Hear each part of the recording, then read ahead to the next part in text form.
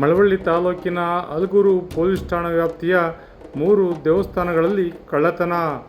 ಅಪರಿಚಿತ ಕಳ್ಳರಿಂದ ದೇವಸ್ಥಾನದ ಚಿನ್ನಾಭರಣ, ಉಂಡಿಯಲ್ಲಿದ್ದ ಹಣ ದೋಚಿ ಪರಾರಿ. ಮಳವಳ್ಳಿ ತಾಲೂಕಿನ ಅಲಗೂರು ಹೋಬಳಿಯ 3 ದೇವಸ್ಥಾನಗಳಲ್ಲಿ ಅಪರಿಚಿತ ಕಳ್ಳರು ದೇವಸ್ಥಾನಕ್ಕೆ ನುಗ್ಗಿ ಚಿನ್ನಾಭರಣ ಮತ್ತು ಉಂಡಿಯಲ್ಲಿ ಹಣ ದೋಚಿರುವ ಘಟನೆ ಅಲಗೂರು ಪೊಲೀಸ್ ಠಾಣಾ ವ್ಯಾಪ್ತಿಯಲ್ಲಿ ಬೆಳಕಿಗೆ ಬಂದಿದೆ. ಅಲಗೂರು ಸಮೀಪದ ಕುಂತೂರು ಗ್ರಾಮದ ಕಬ್ಬಾಳಮ್ಮ ದೇವಾಲಯದ ಬೀಗ ಒಡೆದು ಒಳನುಗ್ಗಿದ ಕಳ್ಳರು ದೇವಿಗೆ ಹಾಕಿದ್ದ 9 ಗ್ರಾಂ ಚಿನ್ನಾಭರಣ ಮತ್ತು ಬೆಳ್ಳಿ ಆಭರಣಗಳನ್ನು ಕಳವು ಮಾಡಿದ್ದಾರೆ. ಇದಲ್ಲದೆ ಸಮೀಪದ ಹಂಡನಹಳ್ಳಿ ಗ್ರಾಮದ ವಿನಾಯಕ ದೇವಾಲಯದ ಬೀಗ ಒಡೆದ ಕಳ್ಳರು ಉಂಡಿಯಲ್ಲಿದ್ದ ಹಣವನ್ನು ದೋಚಿದ್ದಾರೆ.